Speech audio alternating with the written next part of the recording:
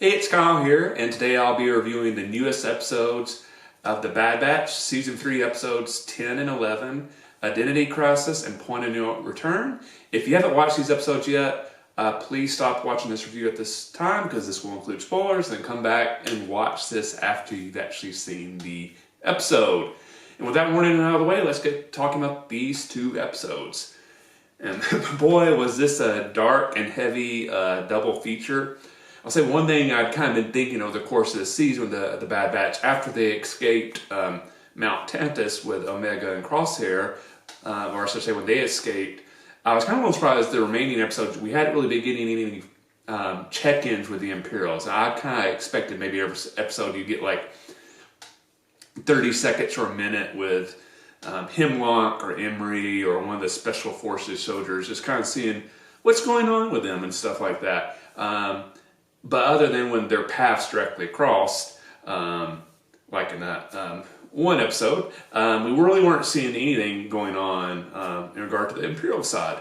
After seeing these two episodes, I'm kind of glad they did it this way, because I think putting all this into two episodes made the emotional impact bigger, where if they've been kind of spread it out, like a minute here, 2 minutes here, I don't think it would have the same impact. So I think they made a good decision on that. Episode 10, the kind of one that focuses on Emery, amazing. I love this exploration of this character. I was a little afraid we weren't going to get to see a whole lot more of Emery the remainder of the season. Like, I knew she'd probably be there, but I thought I was a little afraid after Omega's escape that she would kind of fade in the background and we wouldn't really get a whole lot more exploration of her character. And I've been very fascinated by her story, because you're seeing moments where she's kind of trying to lean towards, fighting back against the Empire, like, giving Omega little bits of hope. But the time when she's escaping, like, she very much like, no, you can't escape, there's no point, tried to stop her. And I think that this episode, you get a little bit of both. You get her going to Hemlock like, hey, I want to be the chief scientist, let me continue the work. And her be willing to do these experiments on these Force-sensitive kids that we discover there on Mount Tantus. But at the same time, there's little moments where she's, willing to buck the Imperial standard operating procedures. Just little things where she was interacting with the kids a little bit more. We find out she'd saved Omega's stuffed animal, and she gives that to one of the younglings under her care. But at the same time, she's still doing really, really bad things. So I think this is not a bold prediction, but I'm expecting at some point, when we have the episode where there's a showdown at Tantus with the Bad Batch is trying to rescue Omega and hopefully trying to rescue other people there, Emery's going to have a choice. Is she going to side with the Batch, or is she going to stay loyal to the Empire and Hemlock? And I'm very fascinated to see what this character decides to do, because honestly at this point I don't know what she's going to do. I'm hoping she'll side with the Bad Batch, but I think there's still a chance she could stay loyal to the Hemlock till the very end. This episode was so dark without exploring what's going on with the kids.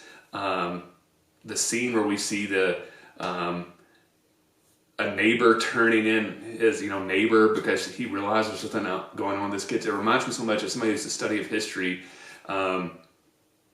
These various dictatorships we've had throughout our own history, and so much of those are built around the idea of having friends inform on friends, family members inform on family members, neighbors inform on neighbors, co-workers inform on co-workers. With the idea, if you build up so much paranoia that you don't know who is an informer, you're just never willing to take a chance and kind of fight back or say anything against the ruling authority, because you don't know when just saying the one thing wrong could land you in prison, exiled, worst case scenario, being executed. So you just kind of shut up and don't do anything that would be perceived as a threat to the governing authority. So this little one moment, I think it's an excellent thing, just this random little moment in a market, the wrong person sees it and calls a bounty hunter like, hey, there's somebody here you need to check out. That baby was maybe one of the most cutest things Star Wars has ever done. The stuffed animal was I don't know who came with the idea, this brilliant choice. I'm guessing that stuffed animal will be for sale very, very soon. I'm sure a lot of Star Wars fans will be very eager to get their hands on that. But it made the moment even more sad when Cad Bane shows up and takes the kid. And you know, and then we see the handoff to take this little baby to Mount Tantus. And you're like, no. Like such a dark episode. I think this is one of those perfect episodes when people talk about Star Wars animation. They go like, well, cartoons, those were just kids. I challenge anybody to watch this episode and go like, this show is geared towards kids. No, this is not episode that I think kids are exactly going to enjoy, and for a lot of them, it's going to be way too dark for them. But like it's a really good episode, a dark and sad episode, but a good episode. Then we get back to Pabu, and I think what everybody's afraid of, based on the trailers, when we thought everybody saw scenes of like, it looks like Pabu's going to be attacked. But sure enough, we get that. We get the Special Forces trooper kind of tracked the batch back to Pabu. It's kind of alluded to. It sounds like he tracked down Sid and was honestly probably tortured her and got the connection to the pirate, and then set everything up to kind of get the tracker back to Pabu and figured out, you know, where she'd been going and stuff like that. Well, Pabu, let's go check that out. And at least we see that the Bad Batch was taking Asajj Ventress's warning seriously, and they're getting ready to leave. It's just they didn't get gone quick enough. Again, despite the Batch being there for a while, they clearly did not set up the best early warning systems, because it seems like anybody can just sneak in there and they're not aware of it, sadly. And everything just goes wrong for the Batch. I think that was kind of another good choice. We're so used to seeing like in these bad situations, the Batch still figures out a way to pull some things off, but everything goes wrong. Their ship is destroyed. Wrecker is badly injured and knocked unconscious. They initially try to hide Omega, but they quickly realize that this is not going to work. They're going to find her. You know, Hunter tries to steal a ship. That doesn't work. Omega comes up with a plan to like, well, I'll turn myself in, but there'll be a way I can be tracked. And if that's not the case, then Crosshair, you can shoot a tracker onto their ship. That doesn't work. You know, I think it'll be very interesting to see now how the Batch figures it out and how they figure out where Mount Tantus is. Like I think it's kind of appropriate for this, you know, double feature where like everything was going badly.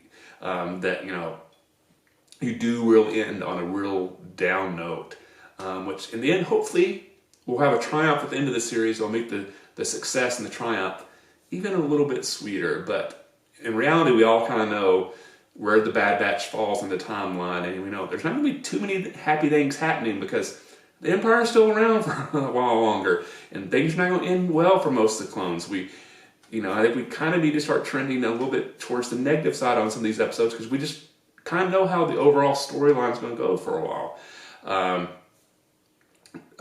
One thing I was going to say that I did find very interesting in this episode, it does seem like Crosshair has recovered, and his meditation maybe has helped get over his shakes his hand, because I never saw any shakes, at least I didn't catch it, and the fact he missed wasn't his fault. It's just that the ship was able to take off before he could shoot.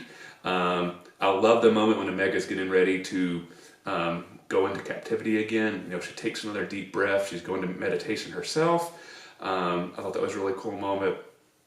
Going back to Omega, I did forget to mention, I did enjoy, we finally get from Hemlock's words why Omega is so important, that her blood is able to transfer the M count during the cloning process. We still do not know if Omega herself is force sensitive, but we now know why her blood is so important. And for the Empire, that's all they care about. They just care about her blood. They could care less if she's force sensitive.